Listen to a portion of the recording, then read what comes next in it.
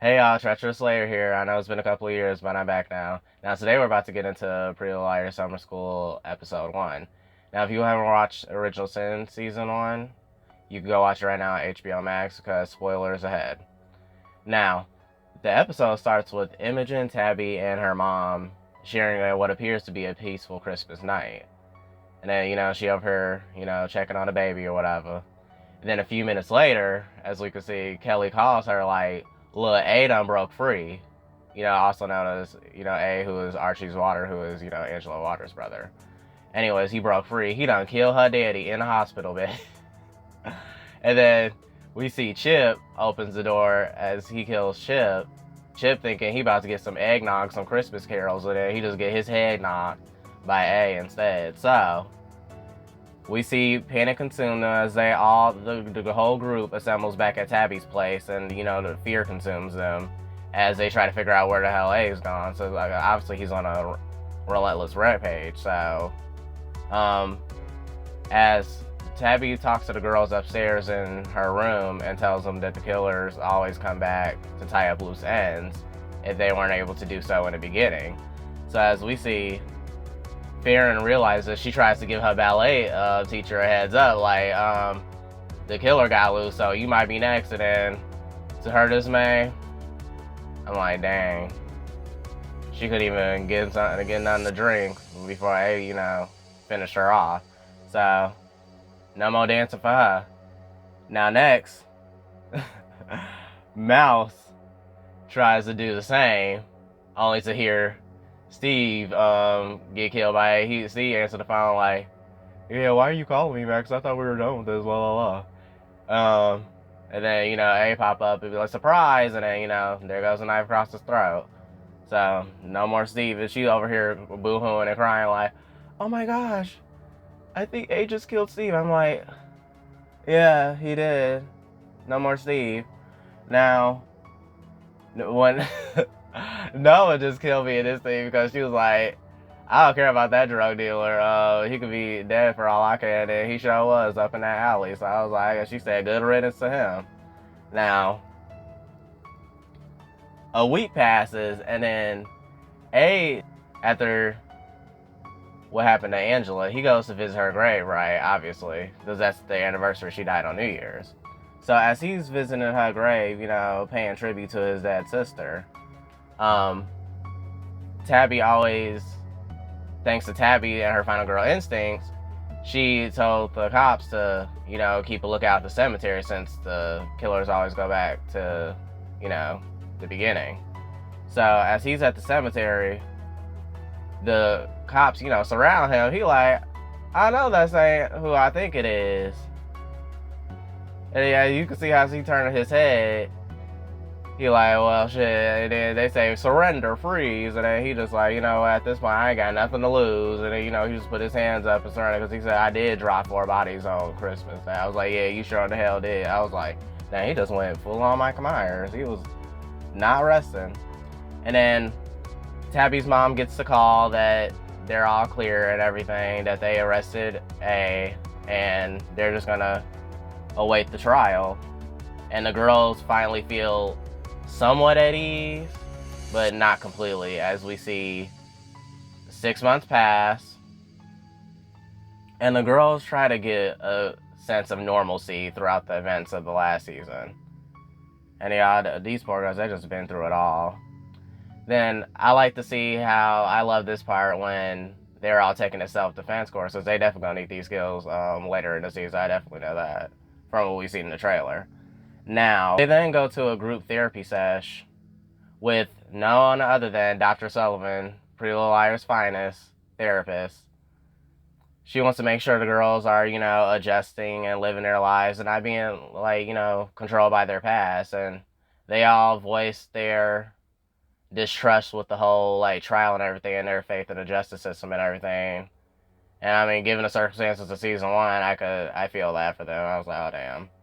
They can't feel completely at ease until A's verdict is decided, which is understandable because anything could happen. In Tabby's words, he could have a classic psycho breakout and come finish them all off.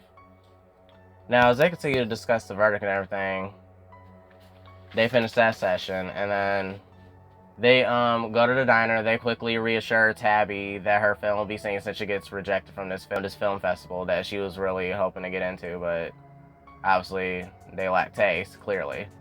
And then Mouse, we see Mouse later on.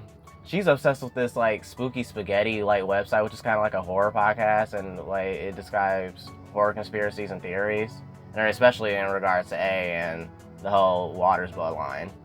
Anyways, as you can see, she's like searching on this website and everything just for clues and stuff, and just like being obsessed. And then Ash is looking at her like, okay, like, he's very concerned, and he like, can you stop this? Like, are we still like together? You pay attention to that computer more than me now? Like, what's going on? Like, you know, obviously he wants the folks to be on their relationship. And then fast forward, we see we see Noah waking up Sean, scaring the life out of him for a quickie, and you know, classic, you know, teenage, you know, angst. So that was a nice little funny moment. Because I was like, dang, A broke out this soon? I was like, oh, Sean a goner, but nah, he was fine. Then we see Imogen having a nightmare of A rocking the baby. It was just a nightmare because she couldn't deal with that trauma anymore.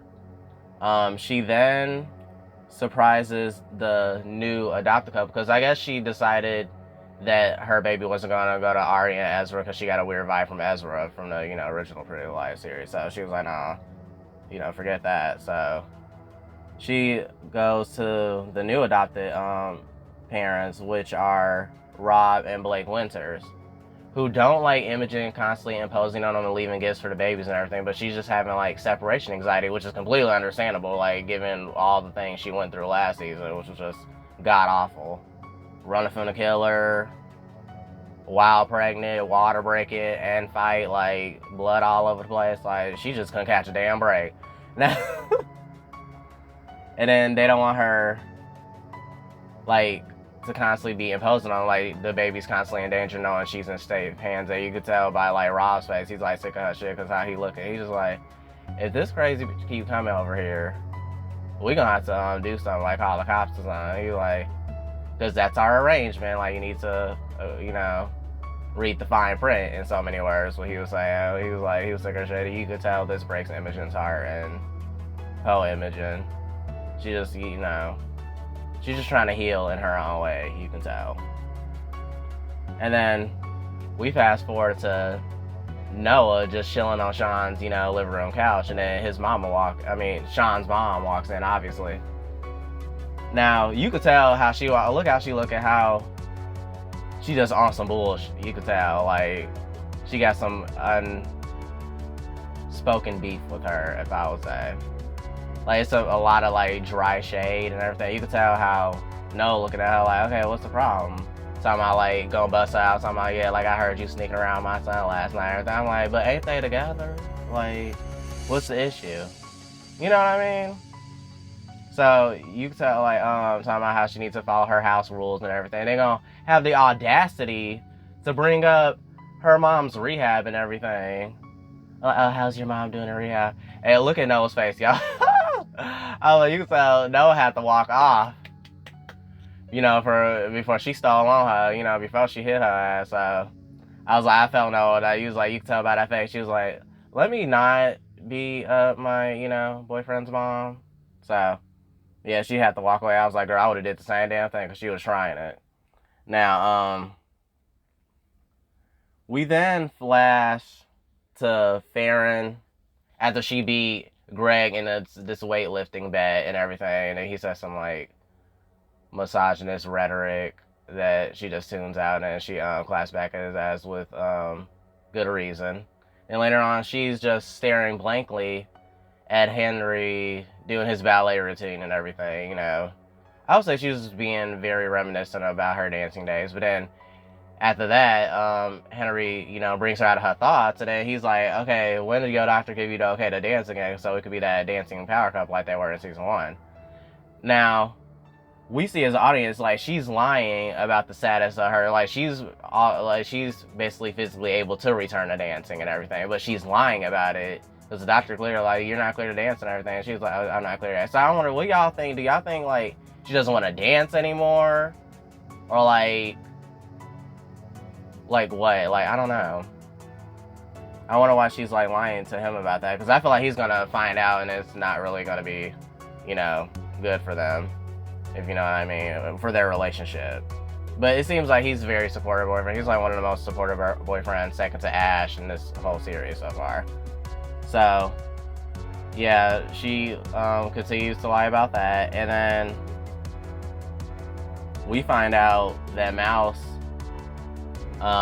been doing some digging on Spooky Spaghetti, and the girls' identities have been leaked, even though they shouldn't have been leaked on Spooky Spaghetti in terms of, like, they were the final girls of season 1's events.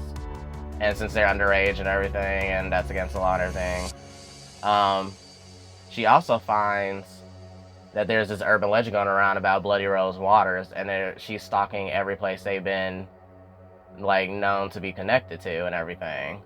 Especially where they were being tested by A last year. Now,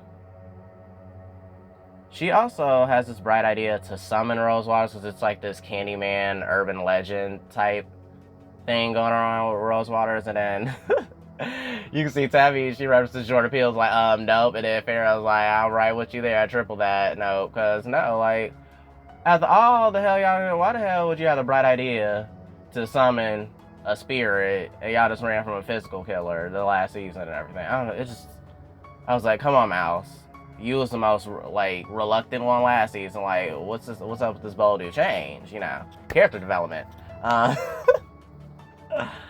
Yeah, and then I guess they all decide that they're just gonna do it just to clear off some what if scenarios, if you know what I mean. Like, okay, like, what if this is real? And then, like, we're the next targets and everything, since everybody feels like they're just doing this all for attention and everything, which is, I don't see how they would get that deduction, but okay, go off, I guess.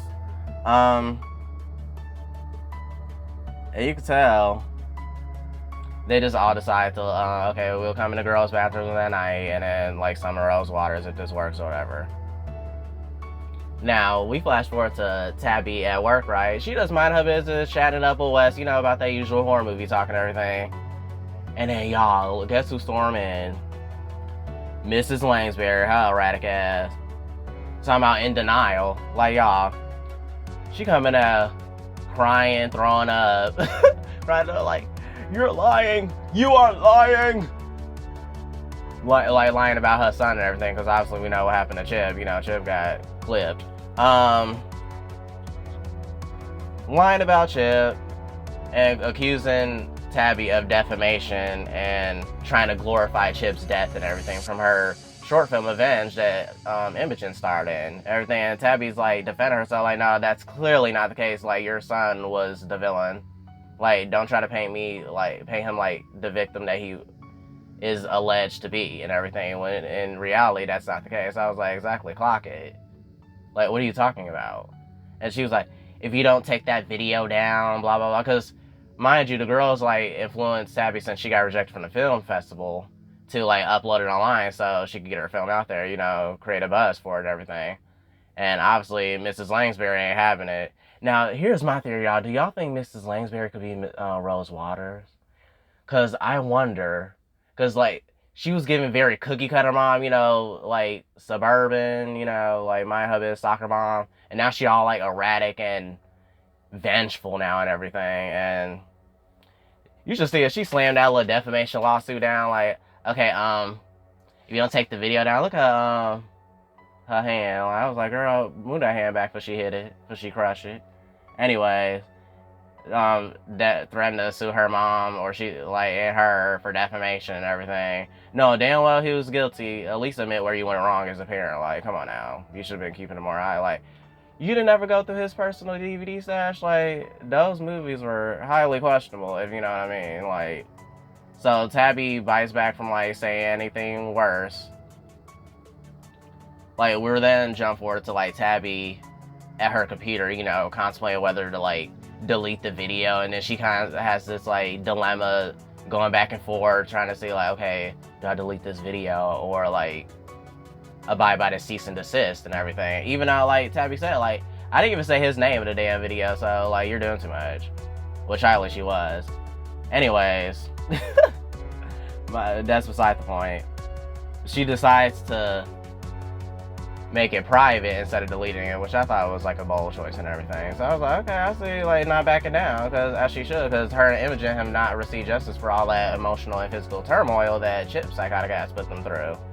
Now, speed past that, the girls then meet up at night in the girls' bathroom, summoning bloody rose waters. You know, bad idea. Then they all visibly relieved that nothing happens after that, but then they all get jump scared by the gym. He's like, now what the hell y'all doing up here after hours? They're like, really? On the last day of school? Like, come on, y'all. He was like, be for real. I got work to do. And then they all shook or whatever, and then I guess they just all go home after that and everything. And then Imogen tells Dr. Sullivan that she's refusing to take her meds because, like, Tabby also influenced this as well in terms of, like, that final girl instinct, like, referencing the final girl instinct. And I love this scene because it reminds me of, like, Laurie in Halloween Resurrection was where she was refusing to take her medicine so she could be on the lookout for Michael, which he did end up coming. So I feel like that was a good little nod to, you know, the Halloween franchise.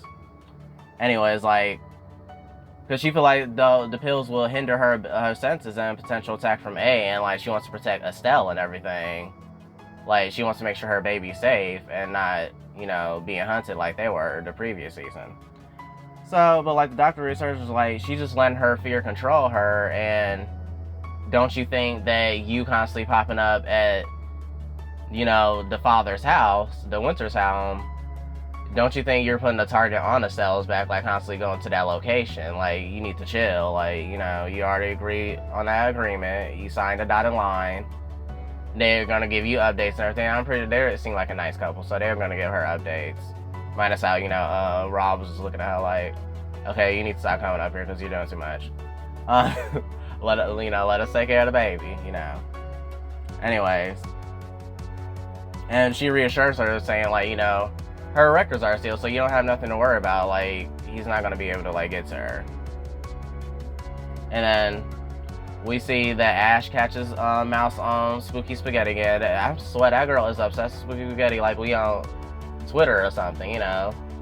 So she definitely needs a break from that. And he suggests they go out on a date, like, to, you know, continue to keep their flame in their relationship. And I'm like, yeah, girl, like, you know, listen to your man, you know, go enjoy some free time, minus the trauma and turmoil you went through last season. Like, you should, you know, get that sense of normalcy back, you know. Anyways, Farron learns that her mom got accepted to law school, but the catch is she's gonna have to move back to Pittsburgh. But then, like, she's kind of skeptical on that, given that A's verdict hasn't been decided yet. But then Farron convinced her, like, no, Ma, you need to go, because this is, like, an opportunity you've been waiting for and everything. And I love their dynamic. That was such a good moment of this episode that I really enjoyed. And, like, yeah, just, you know, beautiful mom and daughter. They then run into Mrs. Beasley, who's been, like, her and Kelly been MIA since, you know, A's last attack since New Year's. I'm like, dang, I was like, where's Kelly at? Because I consider her, like, obviously, I think I consider her, like, a liar too now, obviously. Because I was like, where's she been? And then, like, Farron asked them all, like, okay, well, how's Kelly doing? Because she like, me and Imogen been hitting her up, and it's been going straight to voicemail and, you know, static, white noise, like, what's going on? And then she learns that they left a Church of St. Ma to the Church of Our Mother of Holy Grace, and then, yeah, I gagged at how Farron and her mom were like, what the hell kind of church is that? Like, what is that? Like, never heard of that. Like, but Farron trusted her good instinct. She goes and learns that Kelly has joined that church and everything, and that she appears to be healthy and everything, you know. So I was like, good for Kelly, because, y'all, Kelly done been through so much hell. She done lost her twin. Her daddy was super problematic, you know, on the DL, creeping around in the neighborhood, and just bad, just, you know, a big Lifetime movie energy, and of course, a wife's nightmare, y'all, a wife's nightmare. I don't know, but like Farron and Kelly catch up. Kelly's like, no, like I can't wait till you get to the point where you gotta lie to like Henry anymore about, you know, about dancing and everything. And she takes those words to heart and everything. She's just glad she's safe and everything. Cause like, yeah, she could have got just like her sister got. So thank God that didn't happen. Now, we have Tabby attending a session with Dr. Sullivan about her and Imogen not receiving justice, and like how Mrs. Langsley just like defending Chip's like name in the newspaper while painting Imogen and Tabby like the villains and the aggressors, when that's not the case, and they're being silenced and can't do anything about it. And this is causing Tabby to have all this pent up rage that she needs to release. And I was like, I feel that, because like, what the hell you mean? Like, he was such a good guy and all that and everything. No, I mean, he really wasn't. Like, come on now. Just demented. Anyways, Dr. Sullivan suggests to her that, okay, channel your rage into writing, because you're a film creator and everything, into writing, since you can't like release it in any other outlet without, you know, looking bad. I was like, real. I felt that real. So she like takes her words, and then her and Imogen briefly like, you know, discuss how would they channel that anger into writing. Excuse me. And they devise a plan with that. Now we see y'all. Now Mouse, I was like letting her grow on me for a minute now, like this with this new change now. Why the hell she got Farron and Noah out in the woods looking for Rose Waters' cabin?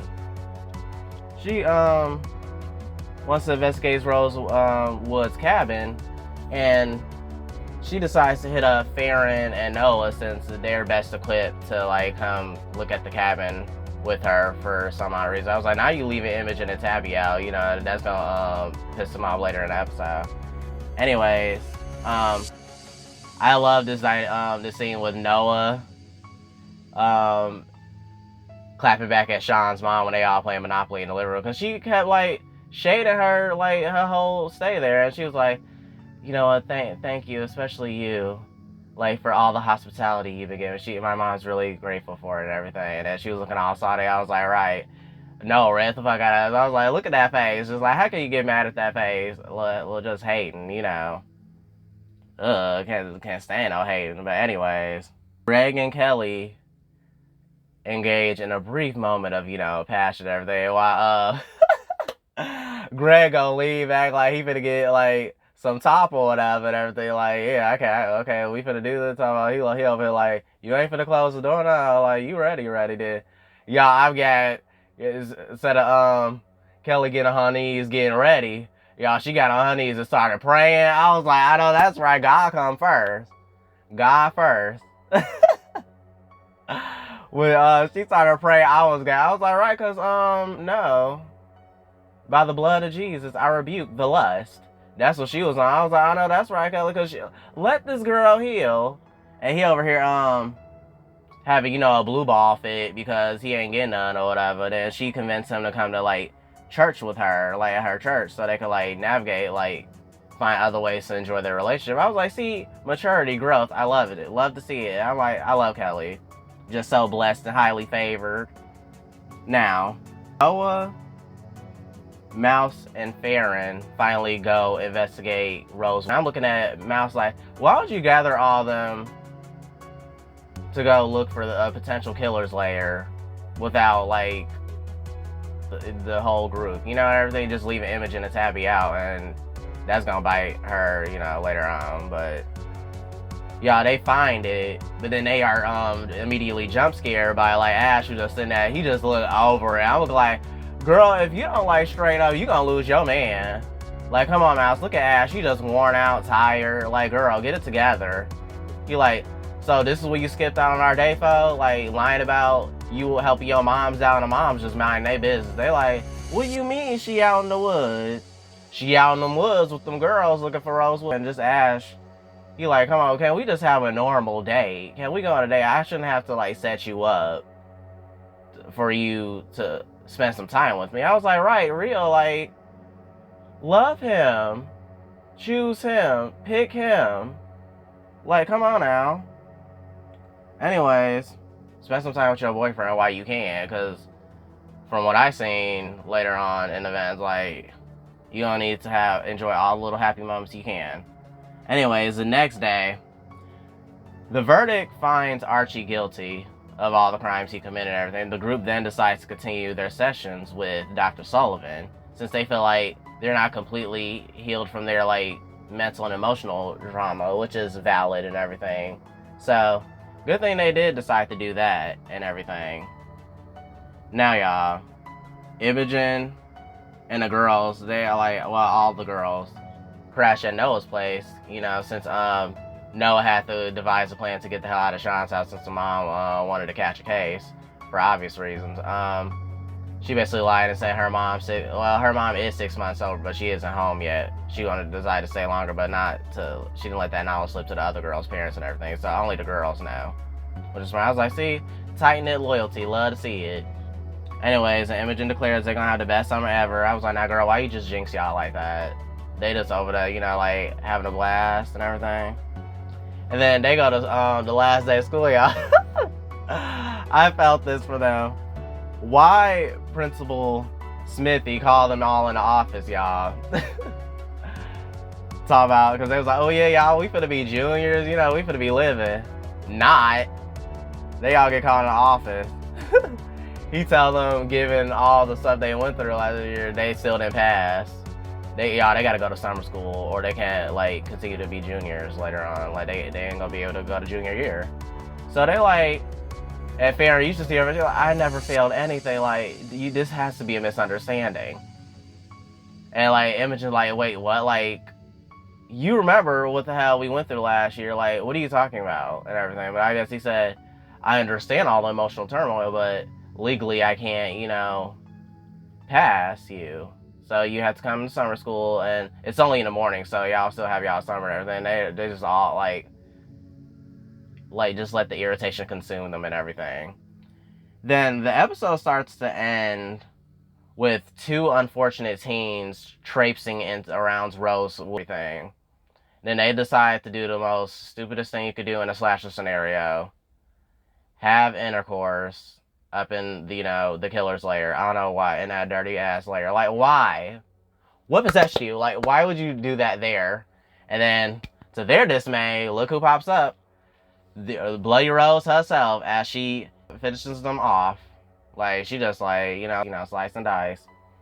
So, yeah, they ain't making it to school the next day. So, yeah, I would say episode 1 was a hell of a premiere and everything. And if you're not watching the show, you should definitely go watch it on Max right now, because the representation is top tier and everything. And the showrunners are doing a phenomenal job with this, like, storyline and everything. And the cast is top tier. I feel everyone is represented, and I'm even investing in side characters. So, like, I'll let y'all know when I'm gonna be uploading the rest of the season 2. Stay tuned for episode 2's thoughts and a recap, because y'all, season 1 was so good. I was like, now I'm so hyped for season 2, and y'all let me know who y'all thoughts and opinions on like who can be Bloody Rose. I'm trying to see something, like, because I have a few people in mind who I think could be Bloody Rose, but we'll say that for another video. So I'm Treacherous Slayer, and I'll catch y'all later.